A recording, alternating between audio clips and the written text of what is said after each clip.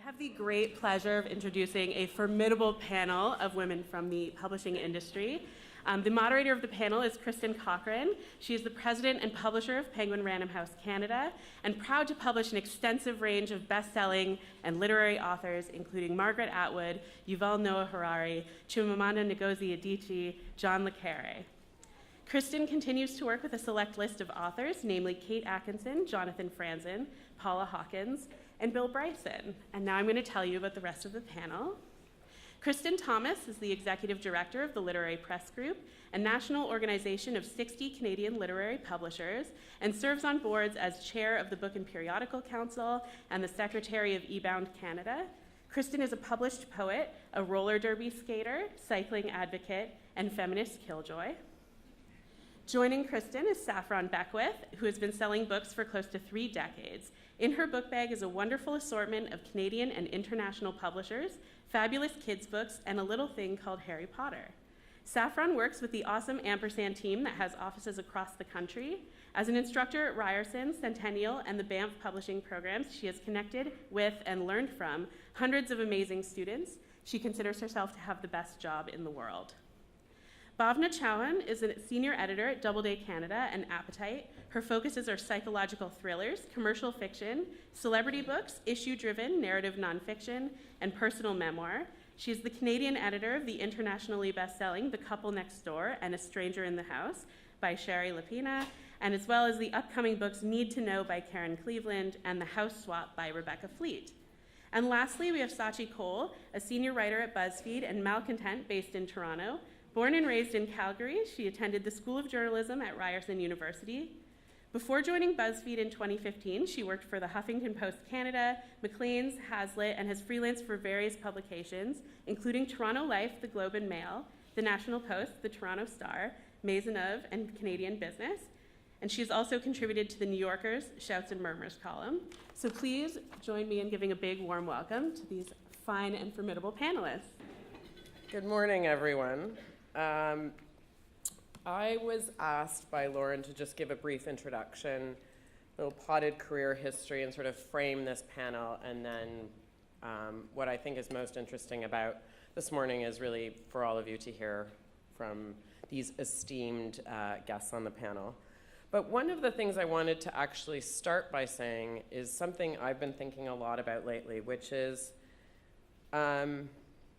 about women in publishing, and I think it applies to women, period, in any industry, is really kind of reverse engineering from Lauren asking me to speak. I think Lauren had asked me to speak, I'm trying to make eye contact with her, but she's nowhere to be, oh, there she is, probably 2 or 3 times before we kind of got this nailed down. And in the conversation that we had, Lauren did this really canny thing, but I actually repeated it so many times now to people, and I just feel it's worth mentioning here, is that how easy it is for Lauren to get male speakers to commit to when she's programming a conference like this, and how difficult it is to get women to say yes. And I mean, it was canny because it felt like something I understood, but it also kind of guilted me into saying yes after saying no for 2 or 3 years. So I thought that was really well done. But also, the reason I've repeated it is because I think that often as women, you know, I walked in today and I found myself just mad that the statue was 2 men. And I was like, what? Oh, of course there's 2 men out here as a statue. And then I looked and read their bio. I was like, okay, yeah, no, that's interesting. They did important things in the world. But also, I think it's this idea of, and I'm certainly guilty of this, where I look at the programming of something and I think, oh, there's 3 men and 2 women, or, you know, looking at positions of leadership and looking at a composition of a board of directors or management group. I think we can get into the discussion of all sorts of barriers to entry, all sorts of ways in which industries like ours can be inaccessible to have the most sort of proper representation of women, not just women, but all sorts of people without access to what is established, very privileged industry that we're all in. But I do think there is something to this approach of Lauren's of sometimes as women, we don't take that space. And I just think that's one of the places where I want to go with this panel today. And in fact, I just leaned over to Saffron and said, I'm sorry, I'm going to have to call you out on this. But Saffron, one of the things I wanted to talk about today is that idea of feeling comfortable. I remember feeling comfortable in taking up space as a woman with words like ambition, leadership. I can't remember what the moment was, but it took me, I was years and years and years and years and years past being in a very senior executive role in publishing before I actually thought of myself as a leader, as a role model. I cringed. I realized in my bio that was read out, I think I had one of my colleagues take out that I was featured in a book this year that was profiling 150 women. Don't know, I know. I was just cringing as I was thinking about it. And the reason I wanted to call out Saffron is her bio said, Saffron Beckwith works with her colleagues at Ampersand. I just want you all to know, Saffron Beckwith owns Ampersand. And that's amazing, but I leaned over to her and said, what gives? And she said, I never say that. I never, ever acknowledge it. And then she said, do you ever introduce yourself as president? And I said, my title's president and publisher.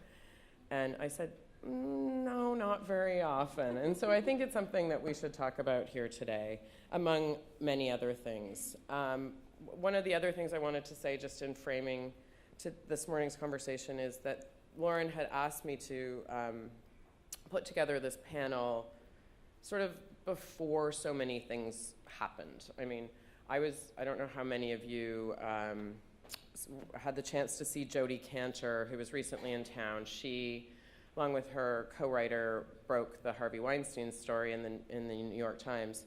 And she was speaking to a large group about a month ago in Toronto, and she talked about how they had pressed publish on October 5th.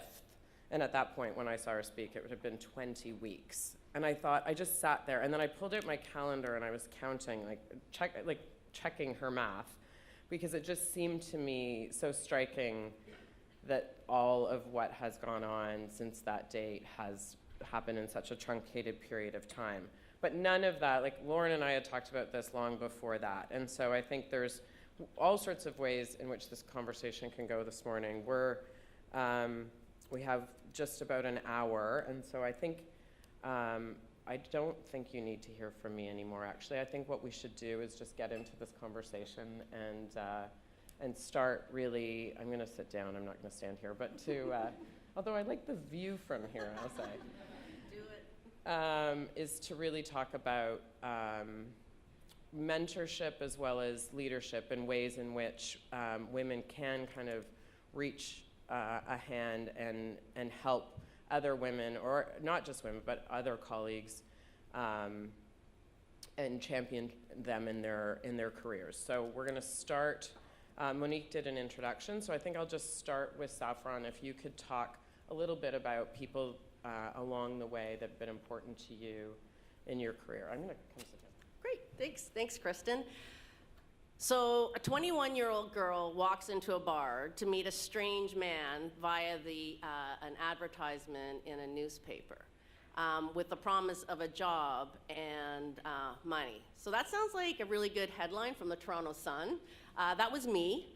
And fortunately, the man that I was meeting was Rex Williams. And for those of you who know Rex Williams, he's pretty much the most gentlemanly of all gentlemen as possible. So if my daughter had told me the same thing, I'd be absolutely no bloody way are you going to do that. But it worked out very well for me. I've worked with some absolutely amazing men throughout my career. I've been very privileged to do so.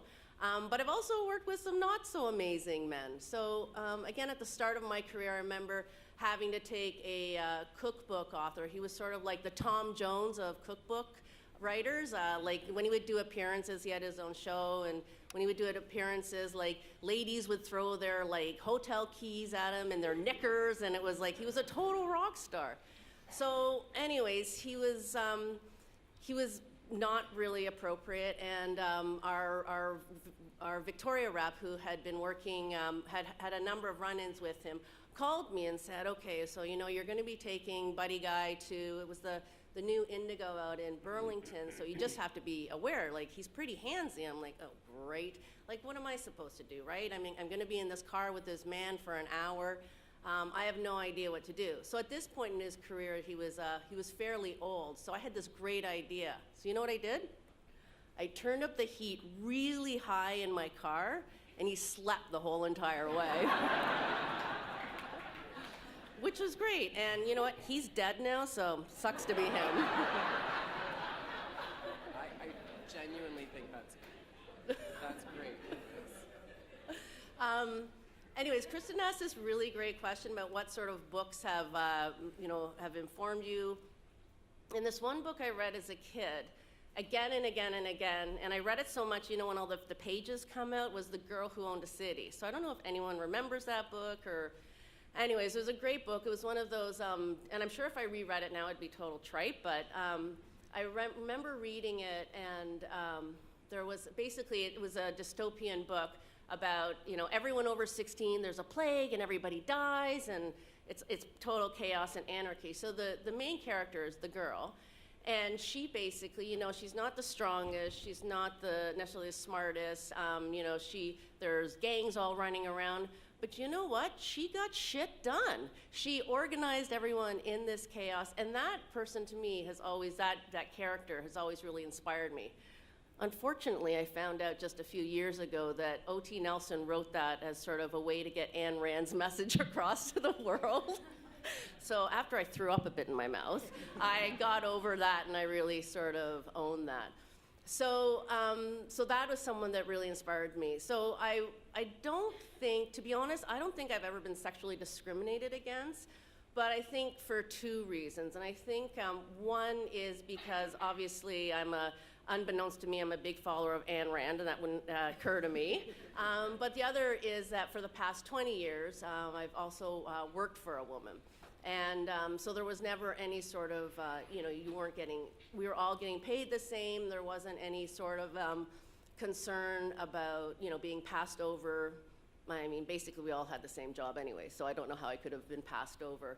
But that was it was a really great situation. And Kate Walker, who has retired, who was my boss, who's gone on to save the world, was an amazing mentor, and really just showed me how great it was to be a woman leader. About 3 years ago, I was interviewing a sales rep, and she said to me, I really want to work for a woman. And I was like, I had never heard that before. It never even occurred to me that was a thing. And so I was like, oh, okay. So then I went back to the office, and I said to my colleagues, staff, I said, this is a very interesting question. She said that she really wanted to work for a woman. I'm like, I don't understand that. And they're like, well, of course she wants to work for a woman. We all want to work for a woman. And I was like, what is that? I don't know what that means. And so this floodgate of stuff that had happened to all of these amazing, smart women in my office just came out, and it was just absolutely stunning to me. One woman, she worked at EB Games, and 90% of the clientele that came in were men, and they would refuse to speak to her. And she's a total geek, she still is. And she always thought it was because they were being dismissive of her because she was a woman. I always thought it's because she's smoking hot and they didn't know how to talk to a woman. But that was something that happened to her. Another woman worked at a restaurant. Her manager came up to her and said, can you tell me your bra and panty size, because I want to buy you some lingerie for Christmas? And he was married. So this kind of stuff, again, I hear about this all the time. I don't think there's a woman in this room that hasn't had some sort of situation like that, and it's just absolutely stunning to me. I think the biggest thing that, the saddest thing that came across to me when speaking with, we do have men in our company as well, but the saddest thing that came across to me when I was speaking with all of these amazing women was just, the sexual harassment thing is one thing, that's like illegal, so don't do it, dum-dums. But dismissing women. And again, like to me as a manager, I'm paying you people. Like, of course I want to hear everything that you have to say. Like, that's just crazy. And I want to run an amazing company. I want it to be profitable and successful. And I want to hear all of your voices. It's just smart. It's just, again, you're paying these people. Why wouldn't you want to hear everything that they have to say? Another thing I just wanted to mention was that I've been working for most of my publishing career at schools, as mentioned, at Banff and Centennial, and Ryerson currently. And the makeup has always been the same. It's always like 80–90% women, which is what this industry is made of. And so that's not changing. One of the things I think is the bigger issue, and it's a conversation that we're going to talk about later on today, but is the whole color issue, like the whole diversity thing, because it is, again, majority of white women. I think that's something that's super critical, especially in a place like Toronto, that we really have to address when we have all the colors here and all the people. My big concern, my husband teaches ESL, and it gets back to the gender thing, but my husband teaches ESL in Toronto and Scarborough, and he actually has like people that have crawled out of mass graves to get to Canada. So why the hell are they going to be working, especially as a woman, in an industry that doesn't pay very well when they're, and that goes on for generation after generation. So I think that we as an industry really need to address that. I think that's super important. The last thing I want to say is that, and this is maybe the sort of the action call, is that I'm happy to go on the Women's March with my daughter and teach my son about consent, and that's really important. However, at the end of the day, like, we ladies can't do anything about it. I mean, like, in terms of, it really is, when these places, we're in these spaces where we can't feel comfortable in a car because we're taking an author, or you're working with an account who is, again, very handsy or totally inappropriate. The guys got to stop doing it. It's not up to us. It really is up to the guys. Thank you. Is this work? Yeah, it is. Okay. Thank you very much, Saffron, for that wide-ranging. I feel like you should be moderating this panel. Bhavna, you seem to have a different piece of technology than the rest of us. Do you want to use Saffron's? Let's do that. Thank you. So now we'll hear from Bhavna Chauhan. Hi, I'm so happy to be here. My co-panelists are just incredible, and I feel a little inadequate, which is imposter syndrome, I'm sure, which we'll talk about. I grew up in Brampton and Caledon, and during the 80s, when I was growing up, at that time, I was always one of just a handful of people of color wherever I was. So in high school in particular, I went to a Catholic high school. So I was one of just a few Indian people, one of just a few people of color, but doubly an outsider because I wasn't Catholic, but I was at a Catholic school. So very early on, I had to learn not to take up a lot of space. That was just the way that I had been programmed. That was the way I was wired. I really always felt as though I wasn't really on my own turf. My parents immigrated here. Super happy to be here. I was kind of first generation Canadian, and I really did feel like it was capital T, their turf, and I couldn't make waves. On the other side of that, I also I was brought up in a culture where the career that I was dreaming for myself within the arts was something that was so unconventional. I come from a family that is strictly STEM. My dad is an aerospace engineer. I have, pharmacist cousins and doctors in my family and lawyers. There is no one who says, I want to go to school for English and I want to be a book editor.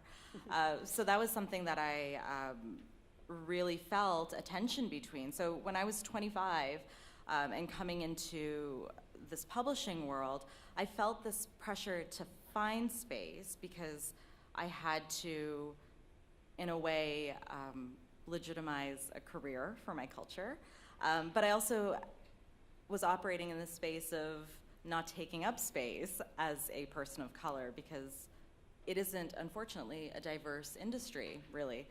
But I am very lucky that this is an industry that is predominantly made up of women. I look out and I'm happy to have all these men here. It's great. But it is a lot of women. It really is. And I'm even more lucky that my very first position in publishing as an assistant at Doubleday was working for two women who were taking up space.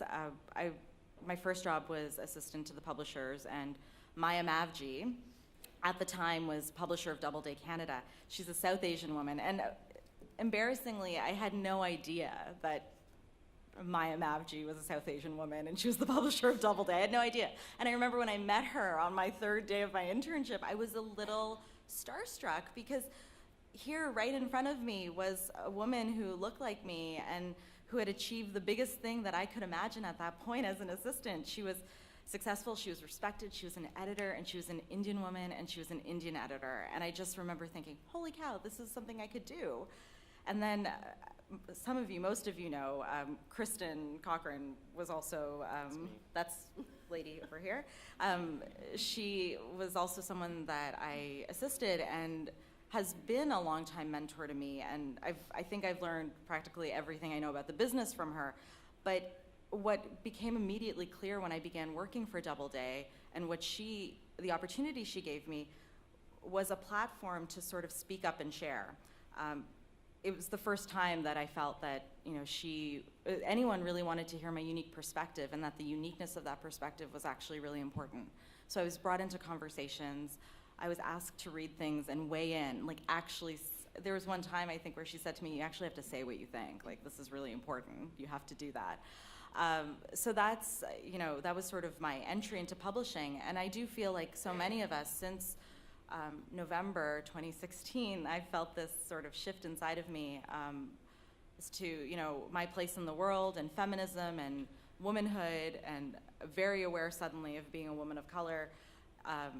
And how do I want to operate in that space? And I sort of decided this was a moment to talk the talk, walk the walk that I had been talking for so long about feminism. And it sounds really contrived, and it looks really pretty on Instagram, but high tide does sail all ships, and that's sort of how I've been trying to operate with the women around me every single day. These brilliant women, I think. Listening to ideas, taking the time to connect with women who are just coming up in this career, especially those who are of color, having those coffees, sharing successes. We have amazing books on our list, and sharing those successes, bringing them in, listening the way I have been listened to is really important. And when I'm thinking about the books that I've really been inspired by, it's so hard to pin one down, but I really do look to the authors that I've had a chance to work with. And in a lot of ways, I see that as a mentorship relationship. I certainly learn more from them than I could ever teach them about writing and life and all of that. But I do see my responsibility to them every single day, giving them representation in this world in the best way that I can possibly do, making sure that their voices are pushed out and listened to and honored in as best a way as we possibly can. And that's really, for the last year and a half, been what's driving the projects that I work on, the women that I work with, the books that I buy that I'm passionate about. It's just those unique women's voices. Thank you very much, Bhavna. I just wanted, before passing the mic to Sachi, say that in Bhavna's first performance review, when we got to the end, and it was obviously very positive, and Bhavna was very, quickly making a mark at Doubleday. But I very clearly remember this, and I have mentioned this to other people, so I will do it like I did with the Lauren story, do it here today. When we talked about career goals at the end of the conversation, I said to Bhavna, you've now been working in publishing for about a year. Do you have a sense of where you want your career to go? And Bhavna said, yes, I do. I want your job. And I remember thinking, I think I probably did this because she didn't frame it as, I one day want to be the publisher. It was, I want your job. And I thought it was so, I probably at the time was a little startled, but I have remembered it, and I have told so many people that story, and I don't know that I've ever told Bhavna I've been telling people that story. But I think I was so struck by so much of what Sheryl Sandberg talked about in Lean In, which is, an imperfect book in being fully comprehensive about women and work and feminism. But I think one of the things that really struck me, and we had at the time at what was then Random House did a kind of book club discussion where we talked through what we had all kind of pulled out of the book. And one of the things was around negotiating, women not being as good at negotiating or advocating for themselves in career conversations. And so the reason why I use that anecdote of Bhavna's is because I think it was a sort of pro move, and is from someone that was 1 year into their career in publishing, and as an editorial assistant. So, congratulations on taking up space. Sachi? What was the question? I love you. I'm a lot of fun. You're a lot of work and I'm a lot of work. That's true. That's what everybody says. I'm really glad to be here, and I'm excited to be here, and I'm very thankful. But I will say that I hate panels like this. And I think the problem with them is that they fundamentally start at a point where we're just talking about these issues without actually putting in place any solutions. And those solutions are very actionable. And I think especially on this panel, these are people who can put those solutions in place today. And there are people in this room who can do those things today. Robert Wheaton's looking at me right now. I'm gonna point you out because I can. And you're white and you're a man, so I can do that too. But the thing about women in publishing that I found both in the building and out is that what happens is that you bring those women in, you give them a chair, and then you say good luck, and you leave them to figure it out. So there's no movement in terms of figuring out how to promote those women. There's no movement in figuring out how to listen to them. There's no thought as to what kinds of books maybe they're tasked with editing or marketing or doing publicity for. You end up getting put in this really narrow box. The next issue is obviously that you don't hire any women of color. Look how white this room is. Don't look at me, look at each other. Look how white this room is. That's embarrassing. Like, this should feel embarrassing. I'm embarrassed. We should all be embarrassed by how white this room is. And the thing is if you think about it, how many prominent editors of color are there? There's one on the panel. So we got one. Good for you. But how many do you have who are black women who are prominent editors in the country? Can you think of any? And if you can think of one, that's also bad. How many are indigenous? And this is also, the indigenous question is important because we have built our work on the backs of indigenous writers. We love to say that. We love to say this is an important book. We love to say that this is the thing you're supposed to read about. We love to say this is our history. And we don't have any roots. We don't have any proof to say that, we've supported those people. And then the other issue is when you bring women of color in, especially women of color, but people of color generally, what do you task them with? Do you listen to them when they talk? And do you bring them in because you feel like you need to check a box? Or do you bring them in because you feel like, I've read this passage in this book and it feels really problematic, so I need somebody to read it and tell me I'm not a racist? If that's what you're doing, that's not enough. And so it gets really easy, I think, in publishing more so than in other industries, because publishing is very liberal. There's a lot of liberal white women in it. There's a lot of liberal men. But it gets easy to say, I'm doing a good job. I talked to one black person today. It gets really easy to do that. But the thing is it's almost a pernicious threat because it's so liberal and because it's so comfortable and because it's really easy to say we're doing a good job because we're publishing big ideas and this is an 80% female industry and the Random House was very female, it was extremely female dominated. It gets very easy to say I'm doing a good job. And that makes me crazy because then the other thing you can say is, well, we don't hire people of color because they don't come through in the schools. But if you run the company, if any of you run any sort of department or if you run any program, you can put in place an internship program that only brings in indigenous or black or brown writers. And you have money put aside and that money is put towards making sure that they can live in a city like Toronto, which is unmanageable otherwise. And you can do that sort of mentorship. And then you solve your own problem. And then people come to you and they say, oh, that publisher actually is going to give me financial care, they're gonna take care of me as an employee, and then when I'm bigger and I'm better, I'm gonna come back and I'm gonna work for them.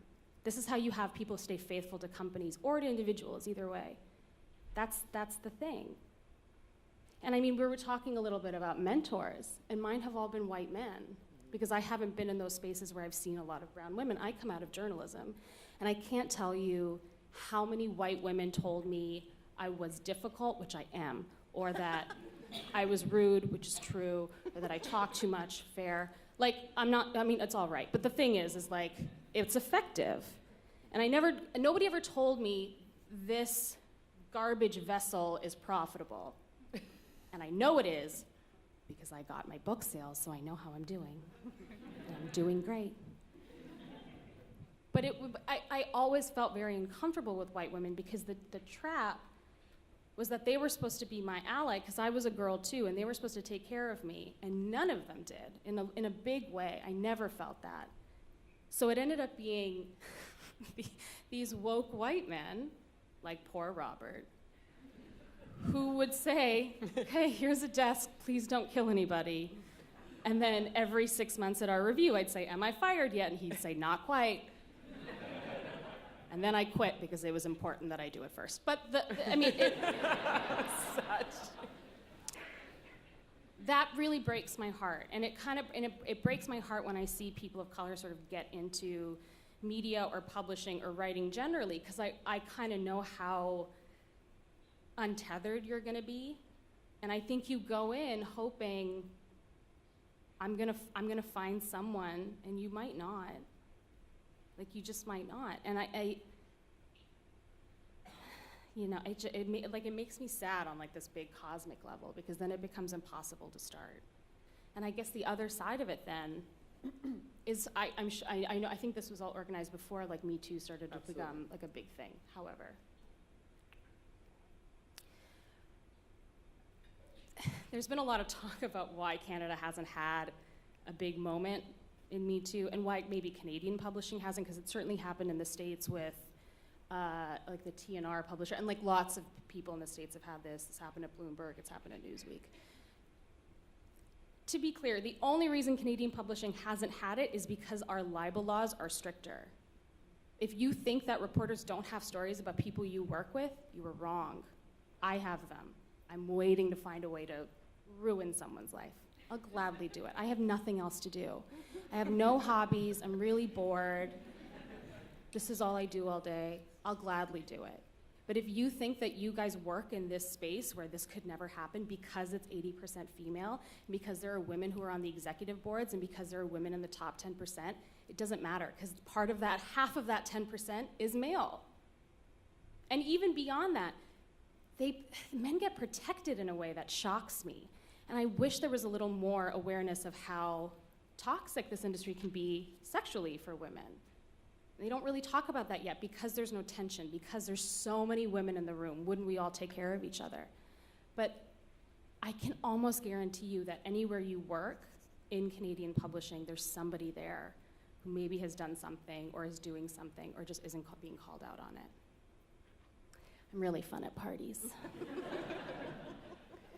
Do you want credit or some acknowledgement, either on this stage or after, for the time that I did say to you very early on, yeah. I'd like to monetize you, Sachi? You did say that, that's true. And then, there's also something to say about like who gets to be a difficult author, because I've been saying to Kiara Kent for like 3 years how I want to be difficult. And she's like, you are. I'm like, no, I want to be like difficult. Like I want to be difficult like a white man is difficult. Like you're too run-of-the-mill difficult? Yeah, I feel like I can't really get there. Okay, well, we can work on that, Okay, I guess. I just wanted to prepare you for it. Maybe we can workshop some, I think there's some breakout groups this afternoon, so I think we should focus on it. Bhavna and I are involved, so we can maybe Great. steer the conversation Yeah, that way. like Tips? I want like kill a man and we gotta figure out what to do with the body difficult. Like I want to go full tilt. Yeah, like get me a coffee is not enough. Yeah. It's unfortunate Thank you. that you've just sort of premeditated that in a public setting, though. When you invite me anywhere, you sign a verbal contract that I will talk about killing someone. Great. Lauren, did you know that? I do want to get back, if time allows, to this solutions-based cri de coeur from Saatchi, because I do think it's a point very, very well taken, and I think the fact that there are people on this panel as well as people in this room that can actually take action is a really excellent point, and one I would like to either pick up now or alongside the how do we make Saatchi more difficult breakout group. It's just sort of high-low always, right? I don't think it's low. I feel very high about my plans.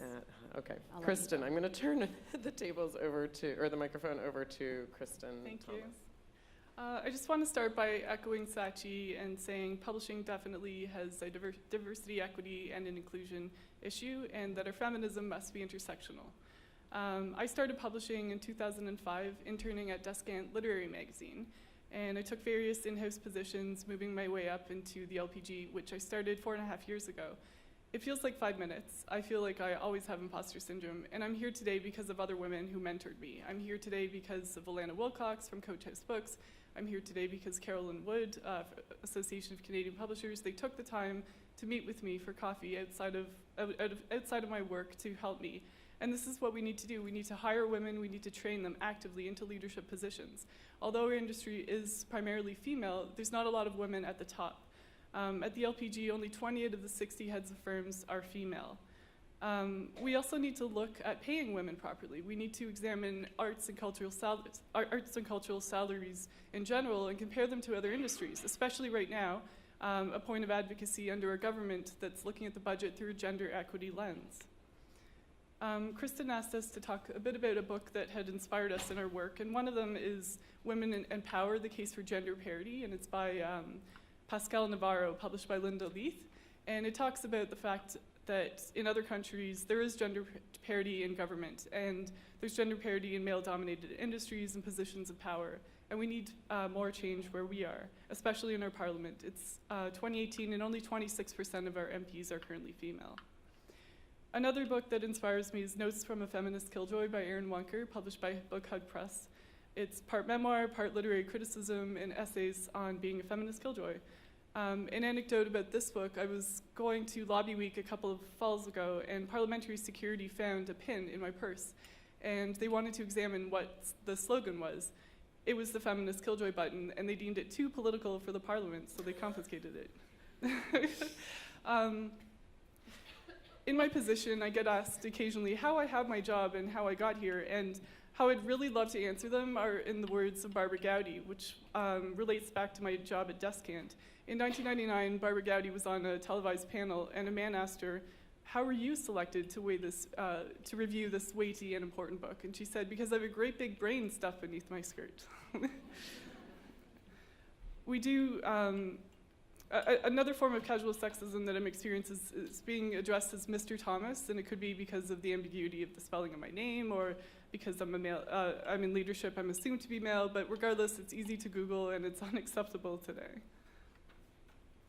I think the last thing I want to say is that the word of the millennium was she, according to the Oxford English Dictionary, and it beat out science as the word of the millennium. And prior to the year 1000, there was no unique feminine pronoun. There was hios, which meant they or she, male or female.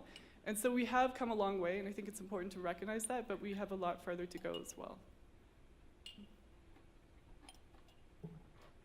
I forgot that it was going to come back to me at some point. It's just, you were too quick, Kristen. It's just sort of absorbing all of these threads and figuring out which way I wanted to take the conversation. I think that idea of, it's a bit of where we started with the idea of Saffron not acknowledging in her biography that she owns Ampersand, but that she works with her colleagues at Ampersand. Bhavna mentioned imposter syndrome. I think there's that idea that Kristen just picked up on the how did you get selected for this panel, or I can see the kind of reaction from when I'm introduced to authors, or it happens in all sorts of in social situations where I'm introduced to someone with my title, and I can see, or often the person will say, oh, there's kind of like, and then I would say at least 50% of the people that react with surprise then say, oh, but you're so young. And I think there's an interesting thing about that too, because I don't think that actually happens, or probably doesn't happen to men as often as it does to women. And I think the truth is I'm not that young, and I've been in the business for 25 years, and it's not that unusual that, I've worked really damn hard. It's not like I won some lottery along the way and ended up in the job I'm in. And so I don't know, Saffron, if you want to touch on that, or if that's something that you feel. You also have a lot of women that you work with, and I just think it's your company. I mean, I should have said this at the beginning. In putting together this panel, one of the things I really wanted to do was have the sort of range of experiences, different size publishing companies, different kind of roles within companies, and then Saatchi here as both someone who formerly worked in-house at what was then Random House and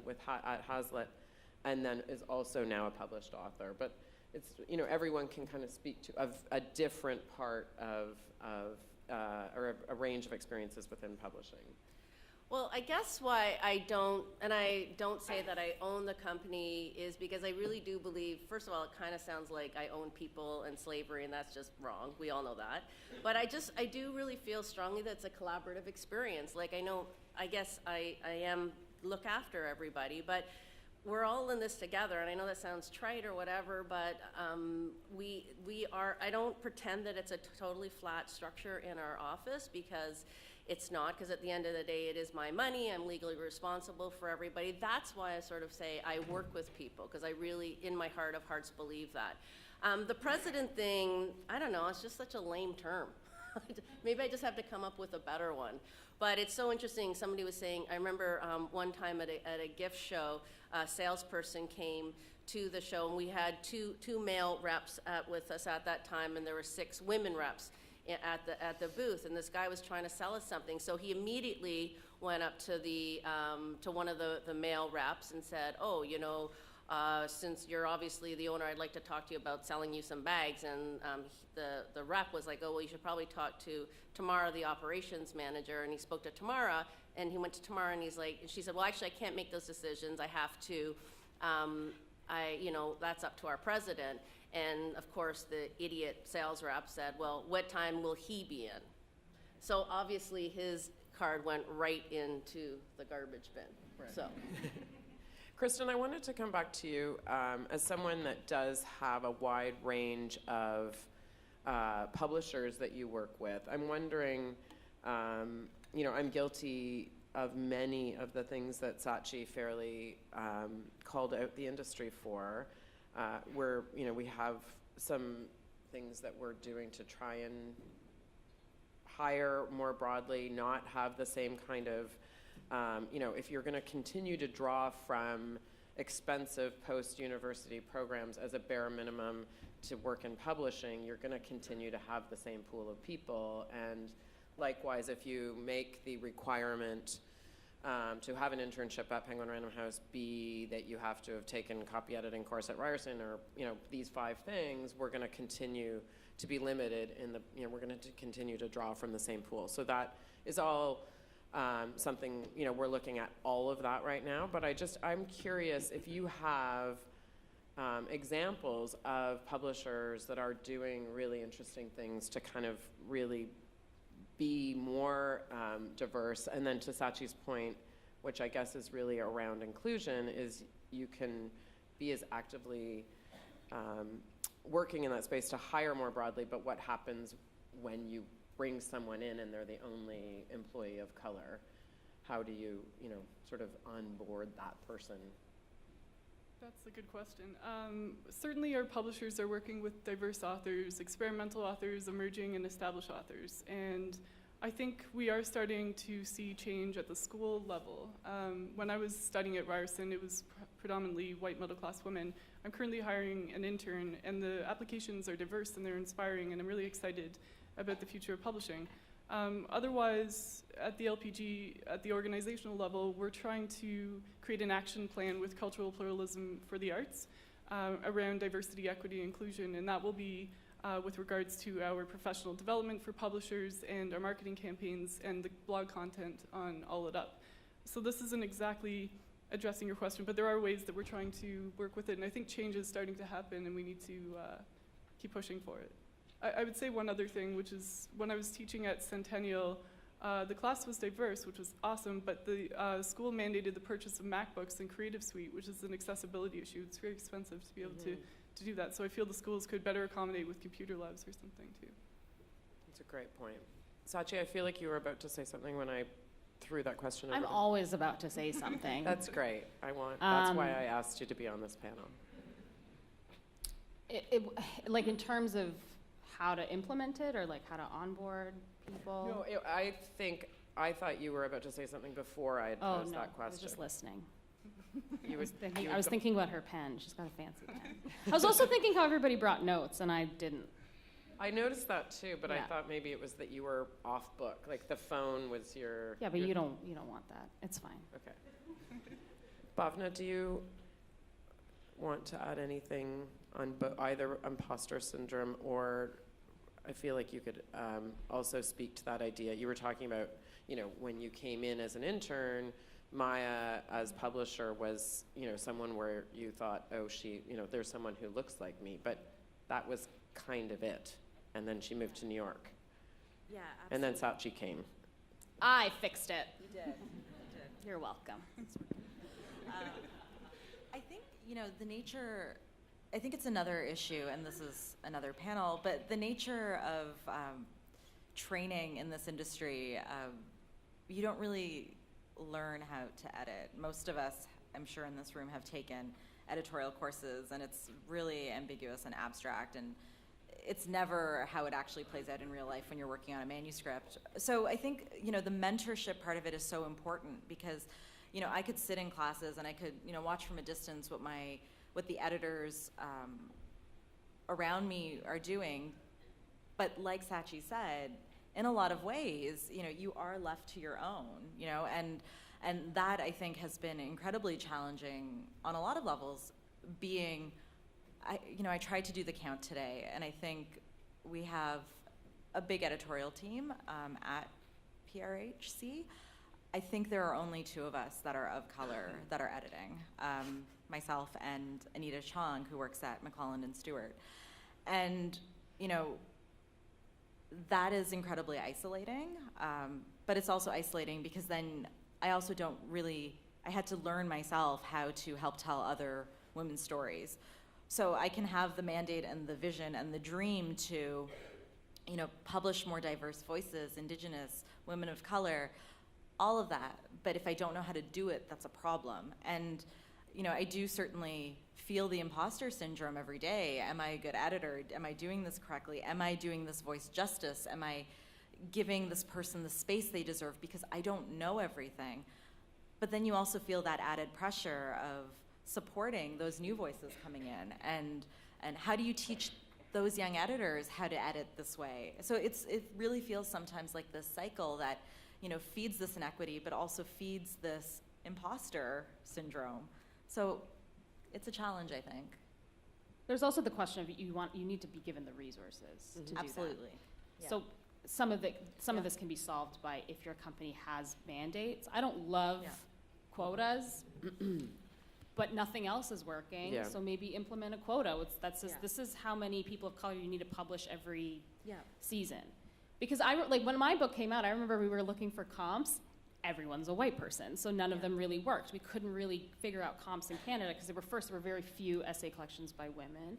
There were very few about the topics we were writing about, and none of them were by women of color. So we didn't. Yeah, it all just kind of goes there was nothing the for us to funnel, do. So yeah. it was a lot of Mindy Kaling, and we're like, I guess, because what are you gonna do? But then And Mindy Kaling was also uncomparable, really. right, exactly, because she did it before everybody did. But then I think I talked a little bit about being difficult, and I still believe that. But I think one of the things that comes up a lot, I think maybe once you're an author, and if you're not white, and this is I think it's probably very true when you're in the building as well, is that you're kind of always worried that someone's gonna take it away from you. Like you lie in wait for that. And I used to have nightmares. I remember after my deal was signed, I would have nightmares that I would tweet something, and then I'd get an email that was like, never mind.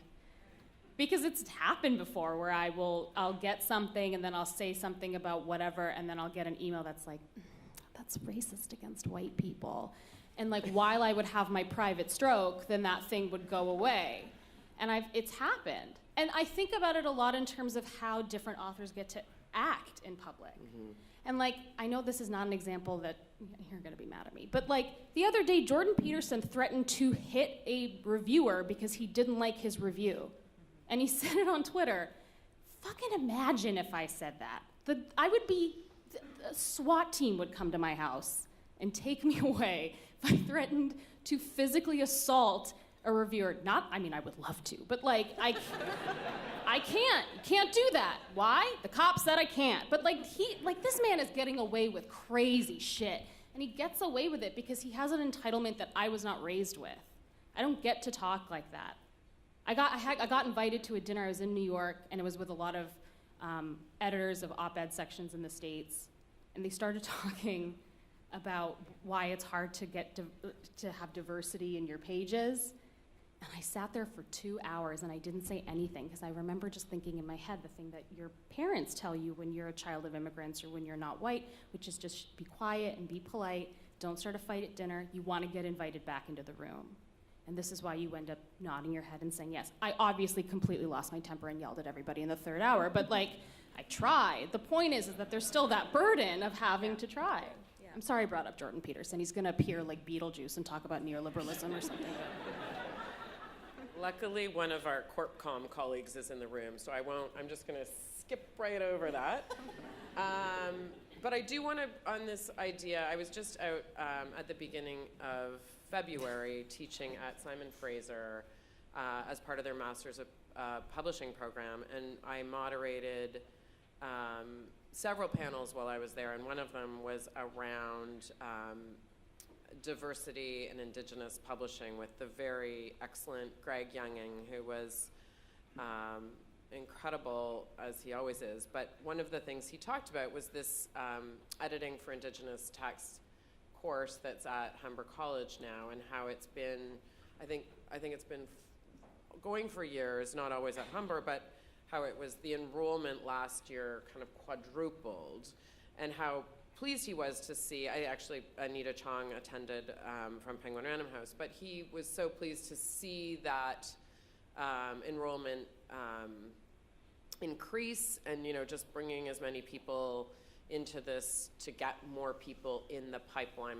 who can edit Indigenous text. But really, at the end of the day, we all agreed that the goal is that that course should not necessarily need to exist, because you will have editors who are Indigenous. And I think that's something that I feel is the goal. Like, I came away from that conversation just really feeling so much more actively aware that that's a goal we need to have as a company. I also think it's, going back to that idea of quotas and mandates, which I've always cringed at, but actually we talked at that same panel about, the composition of the country, looking at the recent census data, and it gives you some pretty clear percentages of where the country's population is made up. And so it's not just about the diversity or the representation of those pieces of the population within a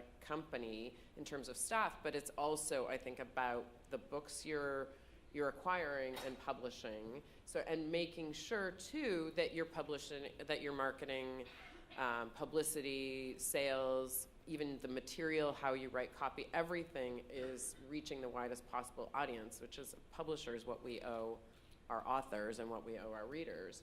But I think you can play at it, or you can attempt to do it if you have the kind of composition we have in this room, but you're not truly doing it, I think, until you're truly representational. And I think maybe, in the conversation again on that panel that we had, is maybe nothing else is working, so maybe you do just take those percentages and say, okay, that's the goal.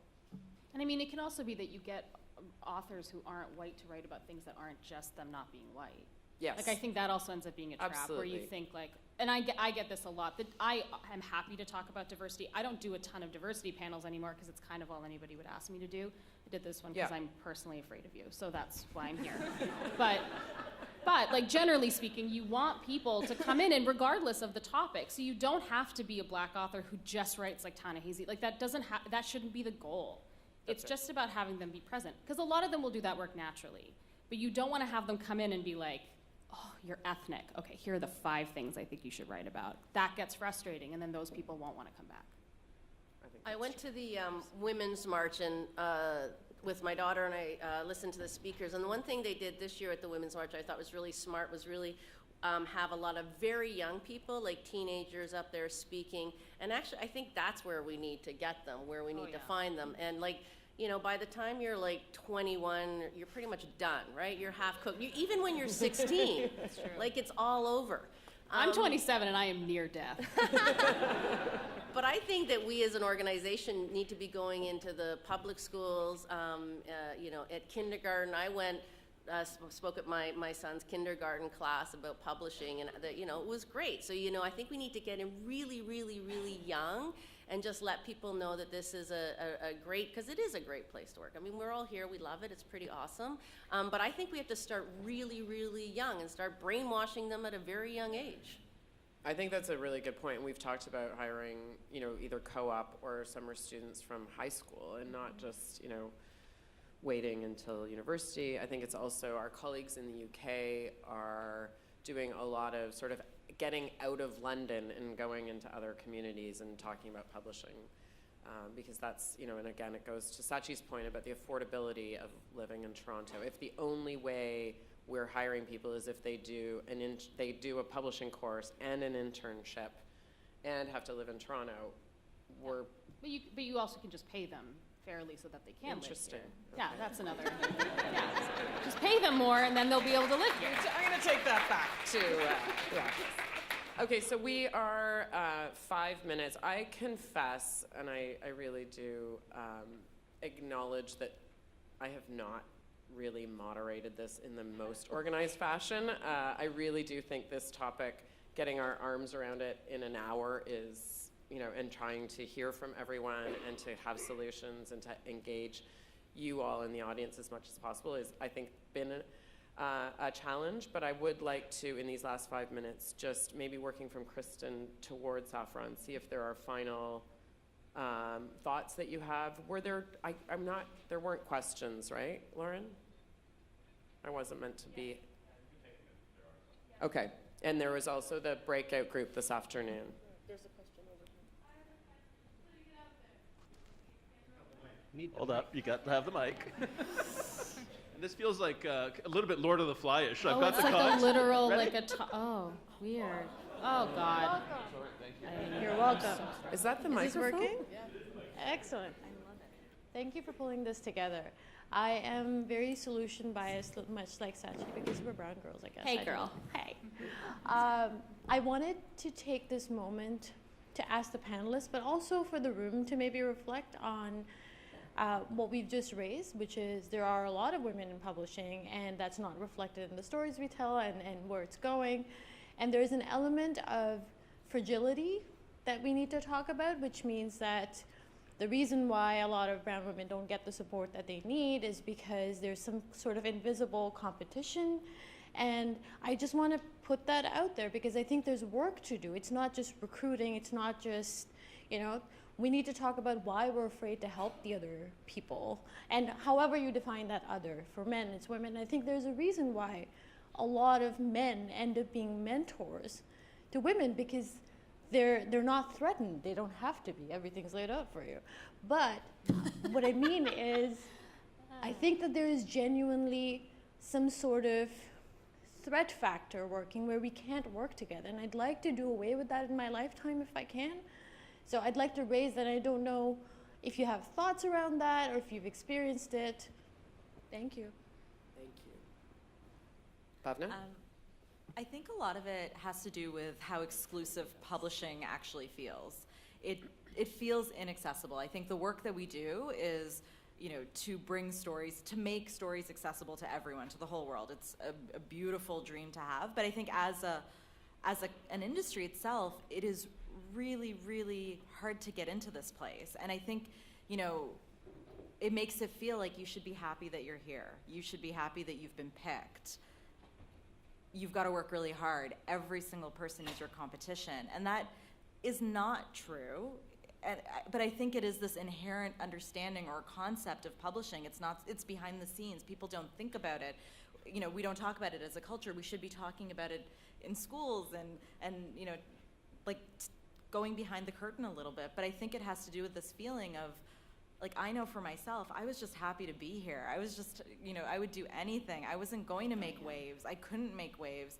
No one else looks like me. I can't, if I step out of line, I will be removed from the premises, that sort of feeling. And I think, and unfortunately what's happened is, we give that to each other. And I'm absolutely responsible for that on some level as well. And I've spent a lot of time looking at guys and thinking men are trash. But at this moment, I've had these conversations lately where I think we need to be looking at each other. I think we hold so much responsibility here that we can't be waiting for guys to allow us to speak or men to acknowledge us and acknowledge our value. We are not doing that for one another. I think the other element with it is that if you see women of color who don't support other women of color, and there does sort of end up being this crab bucket theory, the reason for that isn't because women of color are inherently competitive and we don't want other women to succeed. It's because we've been conditioned to believe that only one will be let in the room. There's the tokenism, right? And so then you play a game of okay, well, if you're only letting in one, I will kill all of you, and I will be the one to go in. And that's really scary, and so you have to fight against that as you get better and better. And I'm trying to be very conscious of that because I think it's something you can slip into very easily. And we work together for a And I period. hated you for the whole time, and I was Hated like, how do I get her out of Totally. here? Yeah.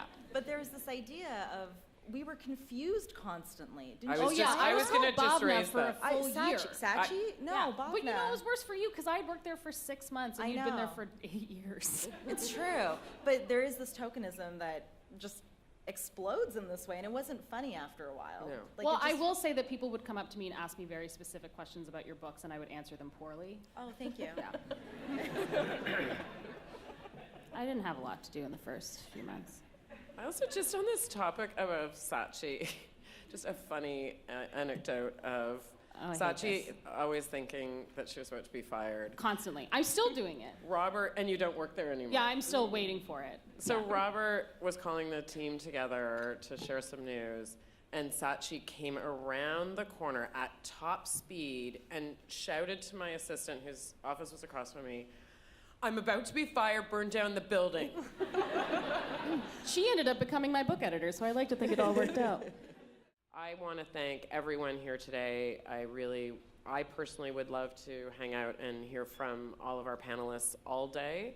But thank you for your kind attention as well as an audience listening to everyone. Thank you, Kristen. Thank you, Sachi. Thank you, Bhavna.